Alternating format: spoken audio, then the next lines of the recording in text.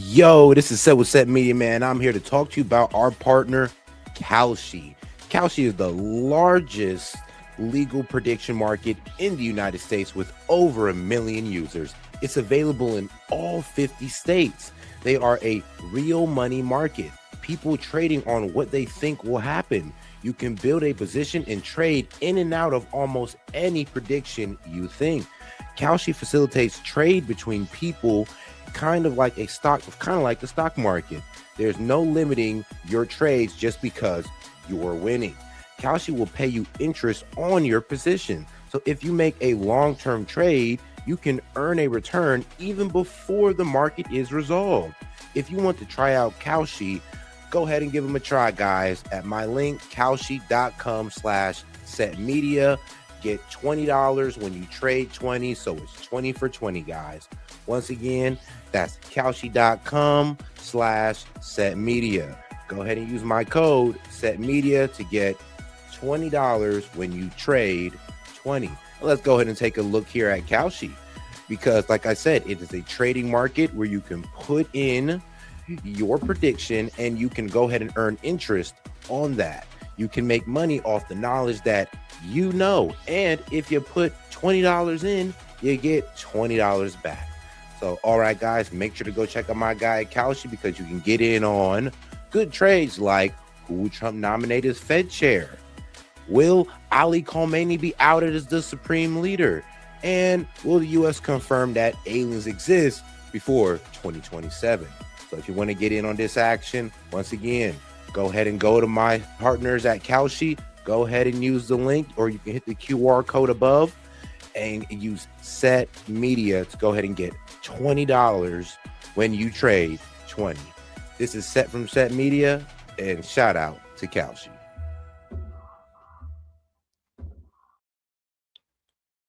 All right, guys, and we are live.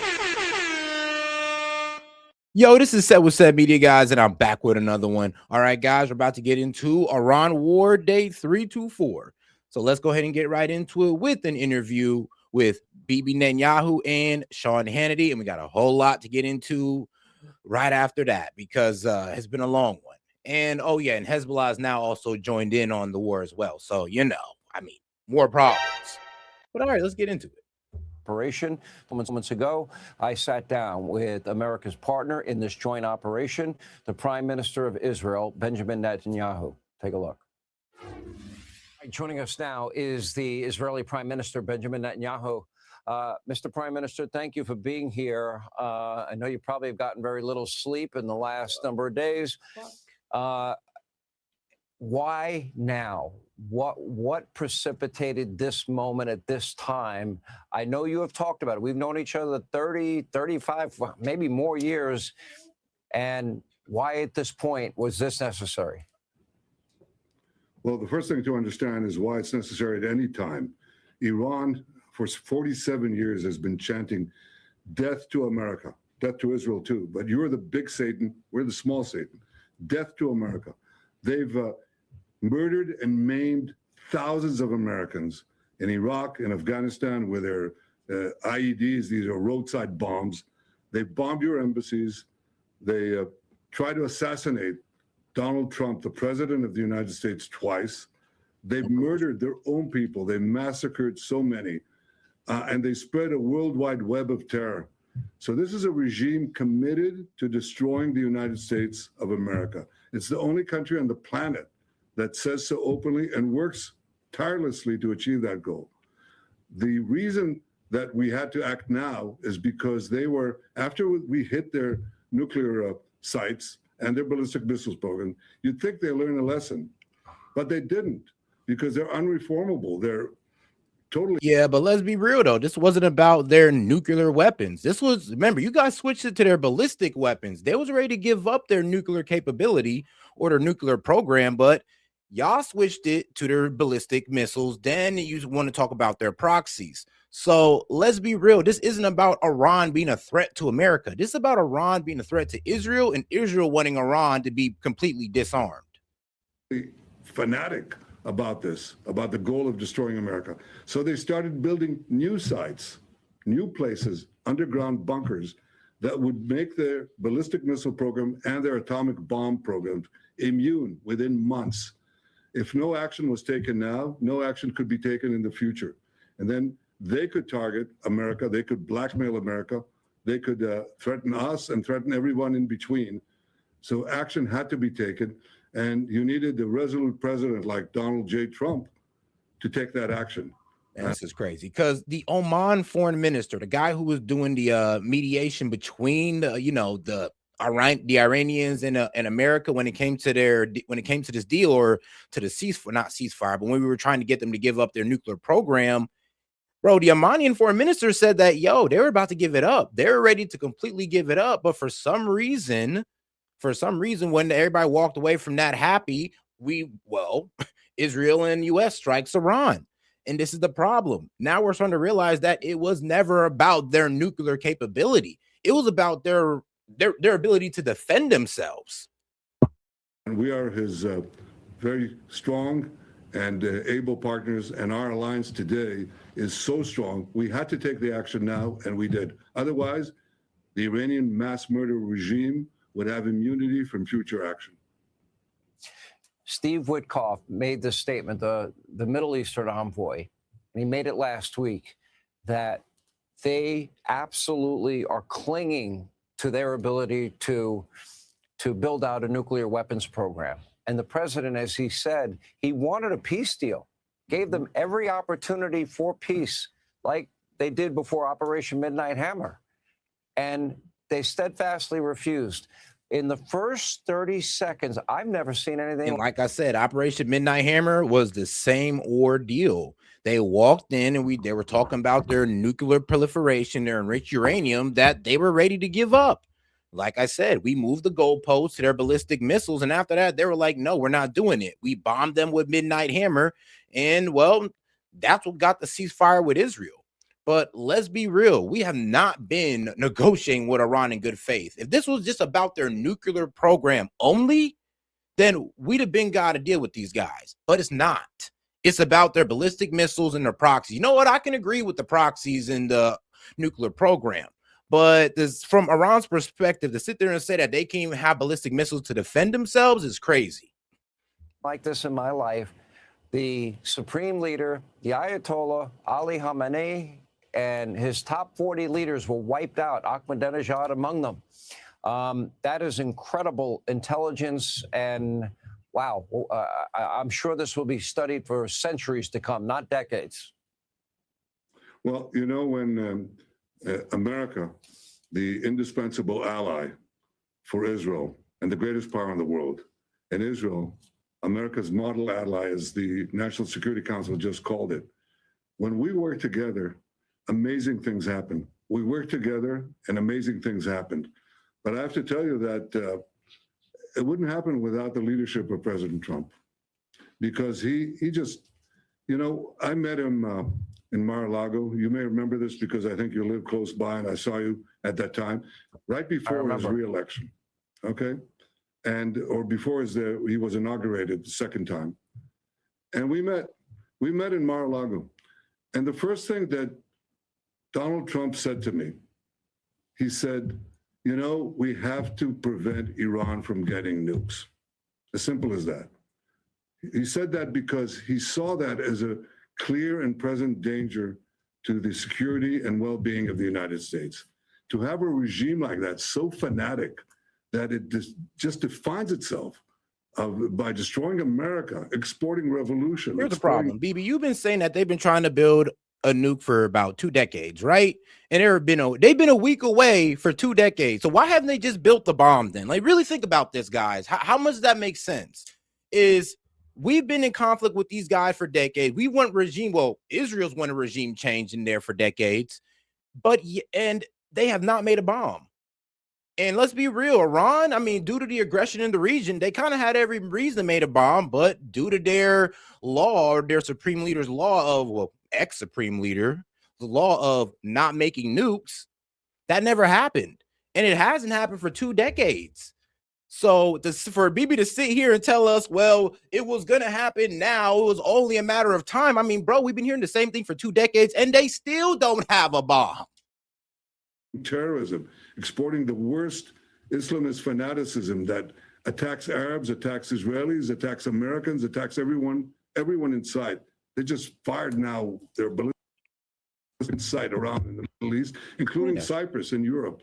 To have a regime like that plans to eradicate the United States, have the weapons of mass death, would have been the greatest threat that America would face in the coming decades. And so he said to me right off the bat, I didn't say to him, he said to me, we have to make sure they never get the nukes. And that's what he did. We tried first to take them out in Midnight Hammer and Rising Lion operation, and we took out their missile sites, but then they started again, their missile and nuclear sites. They didn't learn the lesson. He tried to get negotiations. He negotiated with them. They didn't get it. They tried to string him along. So action had to be taken. No, I'll be real with you.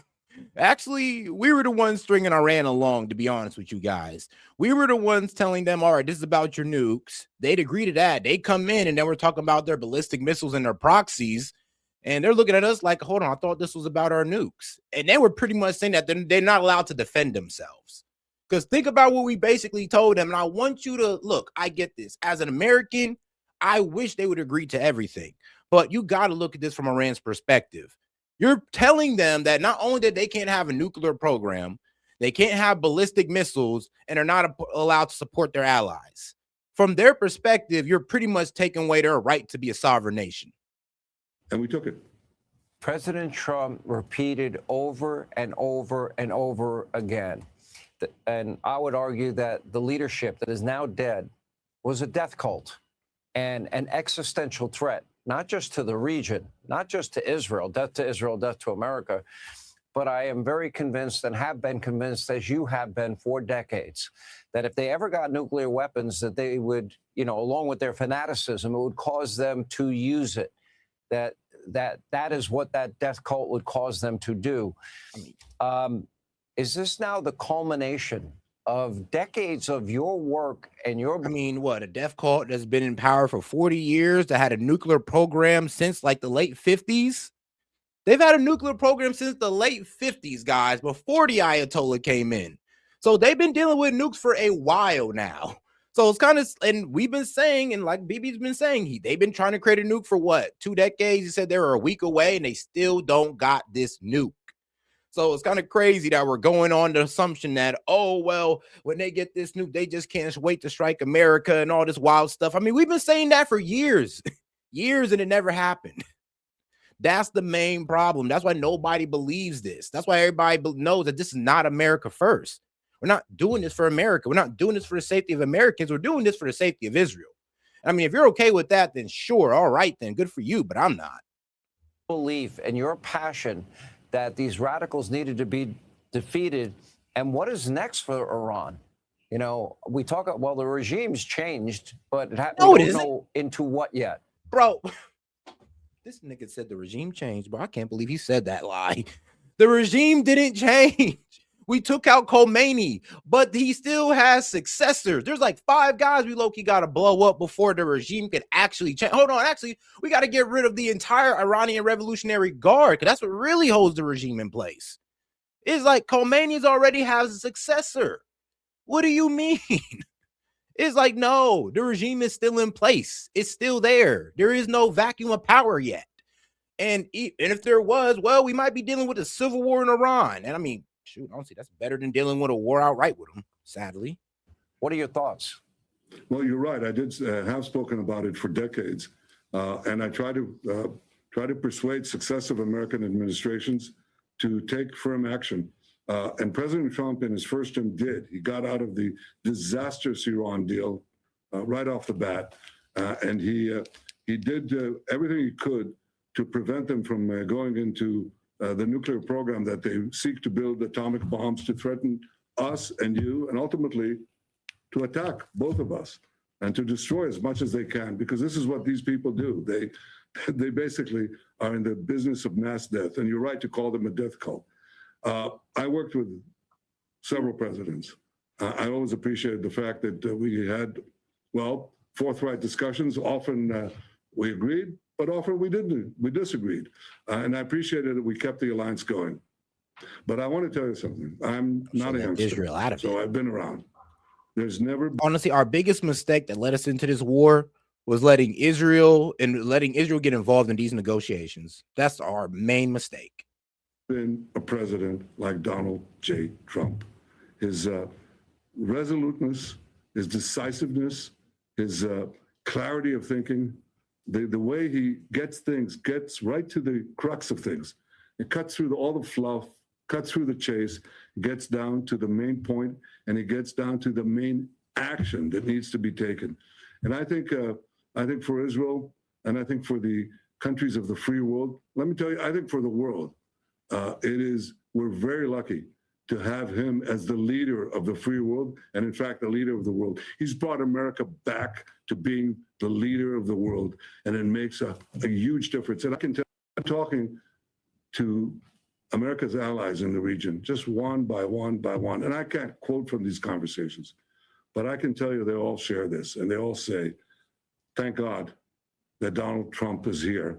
Thank God that the two of you are acting together to remove this threat, not only to you, but to us. And Iran today just no, to you. Iran can never attack us. That's why they're over there attacking our bases, because they know they can never attack the U.S. homeland at all. But they can attack Israel any day of the effing week, as they've proven. And I mean, let's be real, Israel's getting struck relentlessly. Well, for during the past day, actually, even now, and now Hezbollah has joined in. So I'm even looking at BIBI like, bro, this ain't even helping you out. Israel's getting bombed in their capital because of you, because you want war with Iran, because you want regime change, and now you got to deal with missiles in Israel like this. This is terrible. Oh my God! Here they come. That's right in the center. Another one and another one. Look at that! The whole wave of them. The whole skyline's lit up. I mean, and y'all said, oh, the Iron Defense, it'll save us. No, the fuck it won't.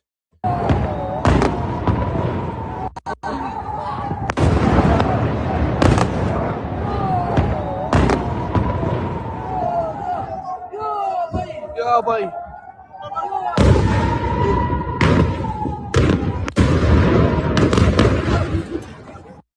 And I've been told everybody this, that the Iron Dome is going to be overwhelmed by Iran's attacks. Honestly, Iran is focusing all their missiles on Israel, and they're sending the drones to the U.S. bases because they kind of know that Israel will be able to laser down those drones. Bombed with these ballistic missiles, these weapons of mass death, these weapons of terror. They're terror weapons. They bombed all these countries. They bombed Cyprus, which is Europe. I've said it won't take very long. They're bombing us, then they'll bomb Europe. And when they develop the intercontinental ballistic missiles and the nuclear war. I mean, somebody said that's a fake video. I mean, what you mean? BIBI just admitted that they getting bombed. I mean, if you don't know that, that's on you. Bomb Europe. And when they develop the intercontinental ballistic missiles and the nuclear wars to fit on these ballistic missiles, they'll threaten you and eventually they'll bomb you. This is what President Trump understood. And alone among US presidents that I've worked with, he took action. And we're all very, very lucky that he did. I think that history will, through the prism of history, he will be viewed very favorably by recognizing a threat. In the last century, you're a historian, Mr. Prime Minister, you know, between Mao, China, Stalin, Russia, Hitler, Germany, Mussolini, fascism, Tojo, Japan. I mean, if that's the case, then I mean, we should have went full throttle on North Korea, but we didn't. And North Korea is more crazier than, I'm gonna be real with you, North Korea is way more crazier than the Ayatollah. Like Kim Jong-un is way more crazier than the Ayatollah. Let's just be real on that one right there. We ain't even going that hard against them. You wanna know why? Because they got nukes. And honestly, it kind of seems like our whole agenda was to try to push Iran towards nukes, because we could have just left them alone. We could have put them under that deal that Obama had them in, and everything would have been good. But ever since Trump got us out of that deal with Iran, things have kind of been going downhill ever since then. I know y'all wouldn't say, well, what? So you just want to give them pallets of money? Yeah, because at least we're able to monitor their nuclear powers or monitor their nuclear technology. At least we were able to do that. Once we ripped that up, we lost access. Pol Pot, the killing fields, estimated over 100 million human souls slaughtered in the name of some ism. Now we see a president and a prime minister partnering together to stop a threat before it emerges and becomes unstoppable, which I got to give you both so much credit for. It is transformational. It is consequential. I guess I want to look forward a little bit. We had in his first term the Abraham Accords. I know that there are countries in your region of the world that have been looking for a window of opportunity. I'm talking about the likes of Saudi Arabia and the UAE and Dubai and Egypt and Jordan, et cetera. Do you see a path to a long-lasting peace in the region, which we've not seen in forever? Yes, I do. In fact, I hear the people are saying we're going to have an endless war here. You're not going to have an endless war, because we are at this point that we've been, and Iran, this terror regime in Iran is. I mean, all right, we're 4 days into this war, 3 American lives down. I mean, we're missing, 2 jets down due to friendly fire, though. Iran didn't fire them down, but we actually fired our own jets down. So we're already burning through money. Gas prices have risen, and we lost 3 American lives. I mean, can somebody explain to me what we're getting out of this again? Weakest point that it's been here since it hijacked Iran from the brave Iranian people 47 years ago. So this is going to be a quick and decisive action, and we're going to create the conditions first for the Iranian people to get control of their destiny, to form their own democratically elected government, which will make Iran a different Iran altogether, because Iran has been the main engine of war over these years. It's just 95% of all the problems you see in the Middle East are generated by Iran. And the worldwide terror network that they built is generated and orchestrated from Iran. So when you take away Iran, when you let the people of Iran have the opportunity to act, to liberate themselves, free themselves from the yoke of this terror machine, you get a different future. I think that will open up the way for many peace treaties with other Arab countries, with Muslim countries. I think it changes the world. Now, of course, it's up to the people of Iran in the final count to change the government. But we are creating, America and Israel together are creating the conditions for them to do so.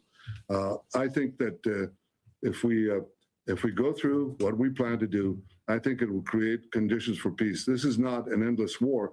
This is, in fact, something that will usher in an era of peace that we haven't even dreamed of. You know, the president said to the people of Iran. I mean, bro, we're talking about the same guy that got us into Iraq, bro. We're talking about the same guy that got us into Iraq, that wanted us to take out Saddam and told us that wasn't going to be nothing either. Told us they had weapons of mass destruction, which was a lie. So it's kind of crazy how the same guy is doing this with Iran and we're believing him. It's so funny to me. On the hour of freedom is at hand.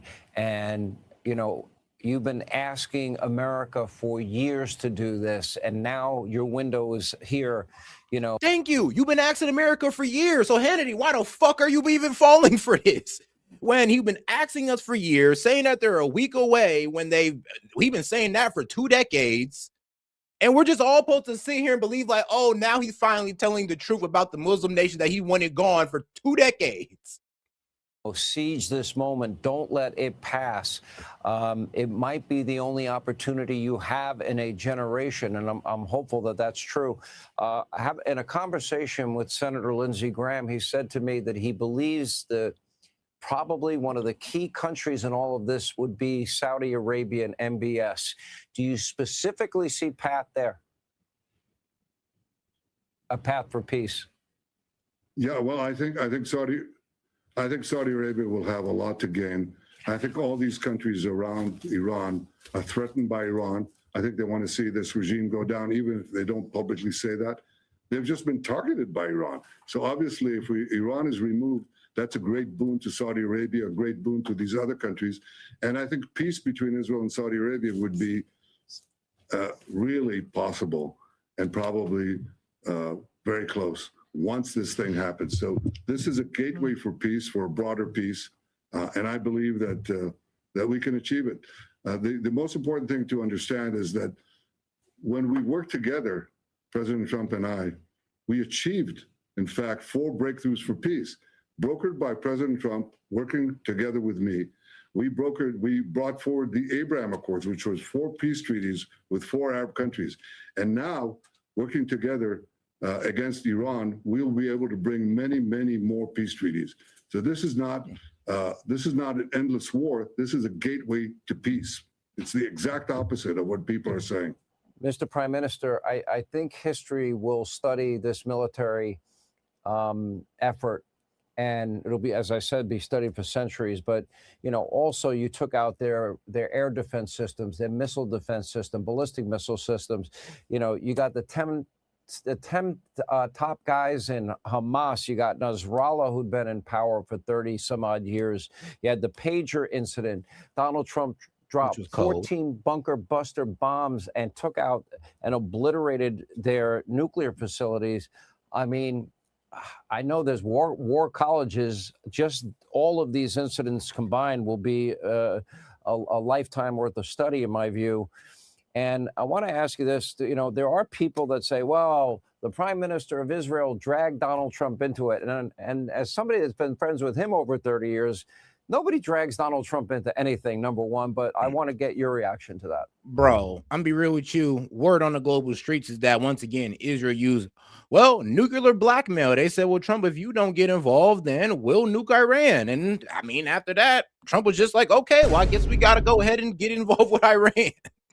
So, and this is what's been being told all around the globe, apparently, is that Israel is out here doing nuclear blackmail, that if we won't get into it, then they'll take things to the highest level.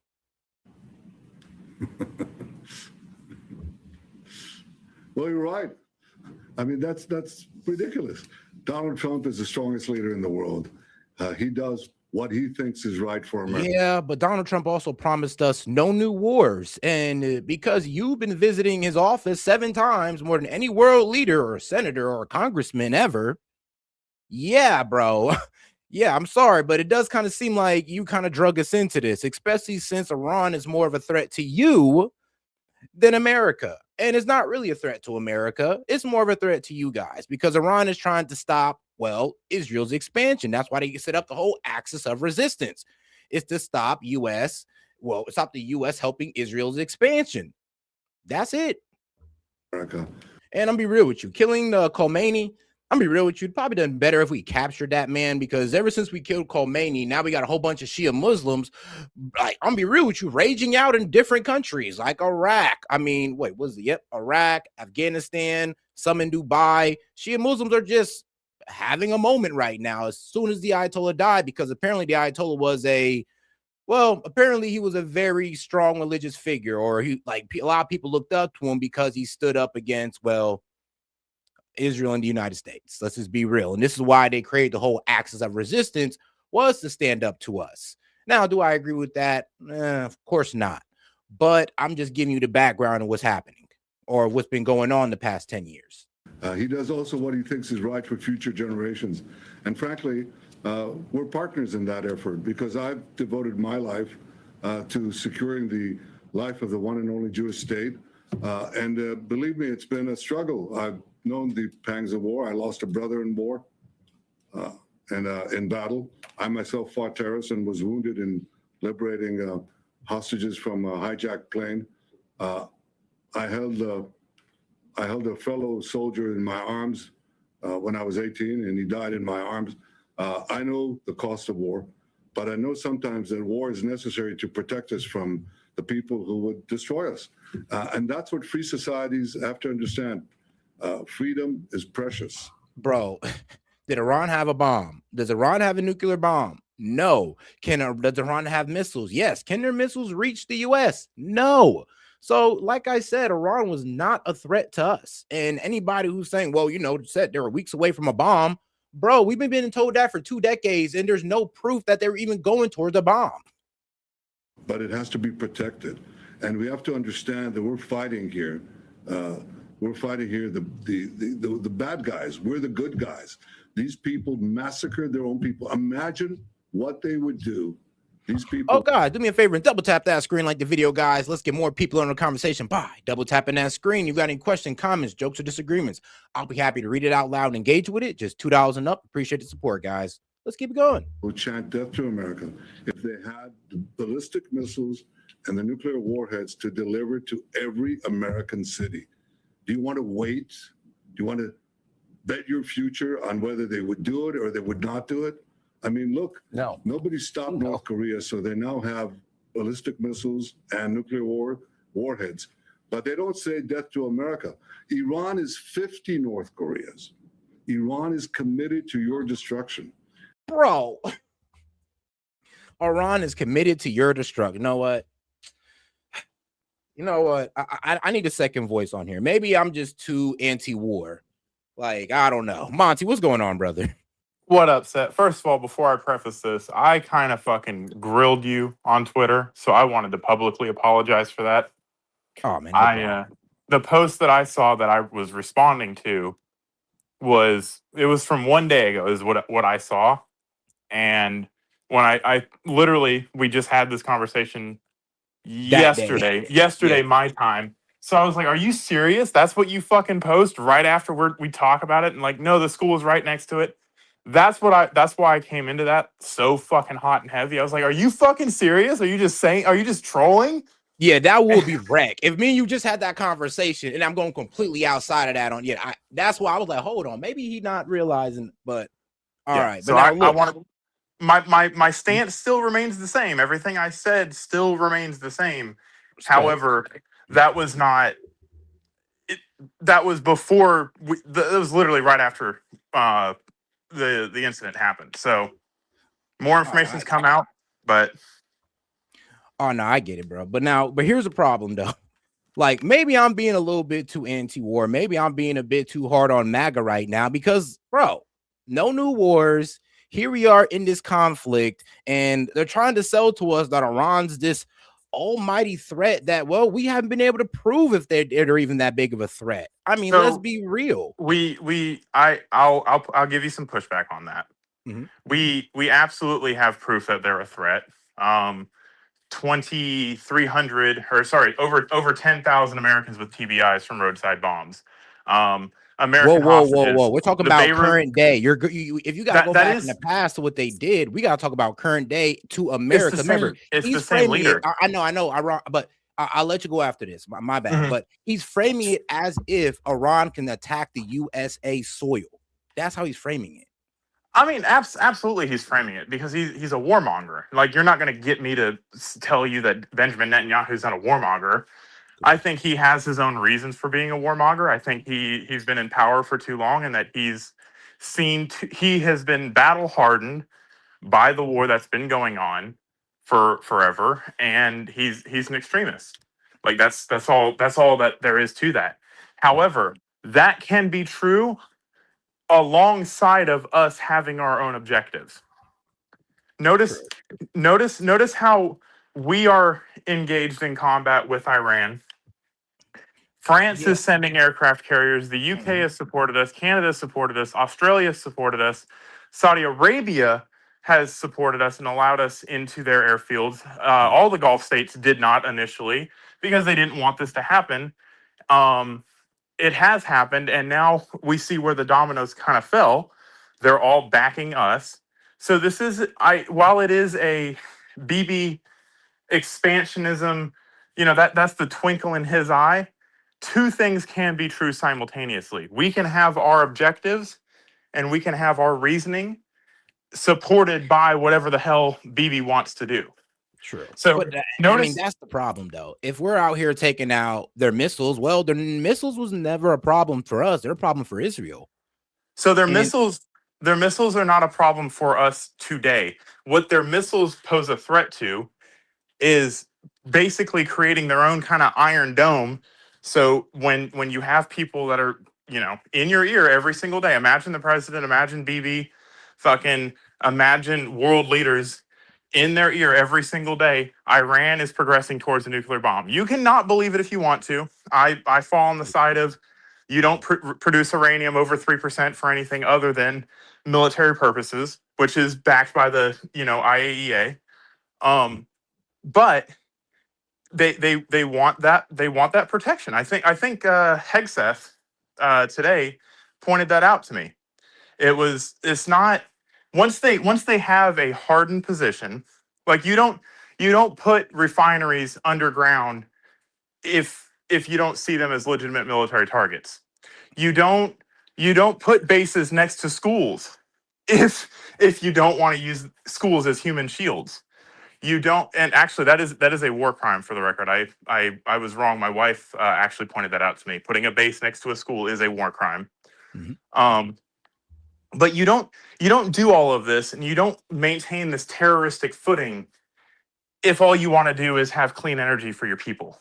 You don't do it. North Korea was very, very, very, very fucking transparent with what they wanted to do, and they got fucking ridiculed and threatened with attacks over and over again. Now they have a nuclear bomb. Iran was biding for time. They were absolutely biding for time. They're not going to outright just go and create a nuclear bomb when their targets are not hardened, because it would be stupid. We would just go bomb it like we just did, right? So you need to have defenses in place the same way we have defenses in place for all of our nuclear weapons. You can't just fly to the American homeland and take out our nukes. Otherwise, our nukes are kind of useless, right? Yeah. So in totality, everything that Iran is doing is posturing and giving us an inside look into their intentions. You can never claim duplicity without proof. I say Iran has shown us more than enough proof to claim duplicity, no matter what they say on the world stage. By what proof though? Like what their nuclear arms, their missiles? Not with their nuclear arms. No. The fact that they're developing weapon systems in order to protect these bases. The fact that they're like where their nuclear material is held, they are. I mean, our nuclear power plants are not guarded with fucking surface to air missiles. They're not. They're Wait, guarded hold on, Monty. Are you sure you can't put like well, what was it? Schools near bases? Yes, it is. It is a humanitarian human rights violation to put a public. In fact. Wait, hold on. Do you know what Wright Pat Air Force Base is? Wright Pat Air Force Base? Yeah, it's like right across the street from a college. So there's closer. It's actually closer. It's like really a college is different than school age kids. 6 and 7 year olds is a little bit different. Putting a school, so difference? Not a college. All right, gotcha. There's a little bit of difference. There's even so far as to say a difference in where you allow your civilian population to be in a target environment. For example, you can go onto a military base, right? But you cannot go to what would be considered legitimate targets on a military base. There's different levels to it, so that civilians are not in those areas in the event of an unknown attack. So the idea that we just fucking went and it might have been a mistake and all this kind of hoopla. Again, I'll say what I said yesterday or the day before. If we bombed this on purpose. Period. End of story. Right? Well, all right. Well, I gotta give you a little bit of pushback on that because it says yes, schools can be located near or even directly on U.S. military bases. There are over 160 public school operated by local school districts on what I said. Military installation. Remember what I said. Is that truly a crime? Yes. So on a military installation is one thing. Next to a military target is another. The entire base is not a military target. You got commissaries, you got Burger Kings, you got fucking all this shit. But if we're talking about an Air Force base like Wright Pat, then yes. So Air Force bases are actually pretty notorious for this. They have large, expansive bases for this reason alone, so that their actual area of operation and where their sensitive information and all that fun stuff is kept away from where the public might tour the base. You need another pass to get into those areas so that as to limit the amount of civilians or non-enemy combatants that are in that area. One, to make sure people don't spy on us and steal our shit. And two, to make sure that if we're ever attacked, civilians are not in that area or should not be in that area. But like we have schools on military bases. Absolutely, we do. But they are far enough away that they would not be considered a legitimate target. Like they're not across the street from each other. Okay, well, shoot, that's all right. I'll give you that one. I'll accept that one. All right, And it's my man Daniel. But that does not give us the right or the pass to go intentionally bomb a school. Like that, just because it's right next door to it. Again, 5 meters, 5 to 10 meters is our oopsie fuck up window. But all right, shout out to my man Daniel Castro. He sent it on a Venmo. He says Israel's favorite payee pay no attention to the yarmulke behind the wallet. I'm crying. Yep. Shout out to my man Castro. But all right, guys, let's get back to it. And whether people understand it or not, the leader has to understand it. Donald Trump understands it. You don't have to drag him into anything. And nobody would do it anyway. He does what he thinks is right. And this is right. And let me tell you, I visited today a town in Israel. Okay? This town, yesterday, a ballistic missile, it's like a truck, it's like a bus full of TNT, comes in at Mach 8 and slams right into a synagogue. Okay? And right around there, 9 people murdered. So here's the difference between us.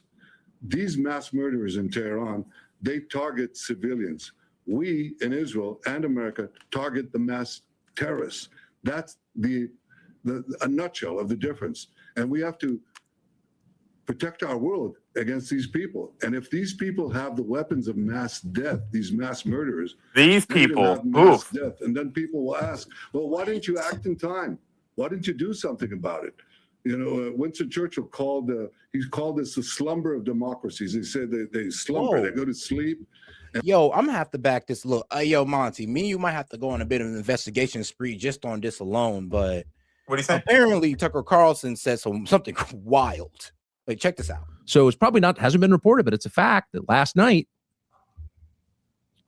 in Qatar and Saudi Arabia, authorities arrested Mossad agents planning on committing bombings in those countries. Now, that's weird. Doesn't make sense.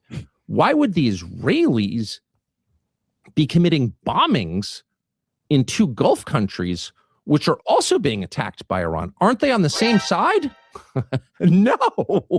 That's called a false flag. Israel wants to hurt Iran and Qatar and UAE and Saudi and Bahrain and Oman. True, because, bro, let's be real, bro. Israel don't like Qatar. They don't like, Israel don't like no Muslim country. Let's just be real. They don't like Egypt. They don't like none of them. They've been trying to take their land for a minute now. So I haven't seen the proof yet, but you see how I'm willing to accept this kind of a thing as opposed to the US just bombed a school. I can believe the premise of arguments without proof. I will obviously go and try to verify them as heavily as I can, but my initial gut reaction is, yeah, I can see Israel doing that. Yeah. Oh, yeah, true. And I ain't gonna lie, I agreed with you on the whole bombing. I just can't see America doing that, to be quite honest. No, I can't.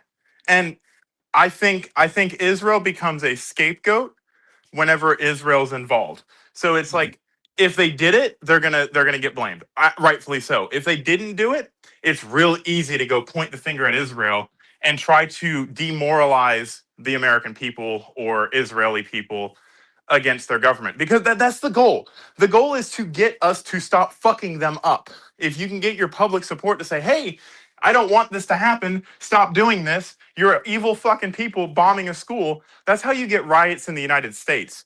That's how you get riots in Israel. That's how, it's the 5th plane of battle. It's information warfare. Damn.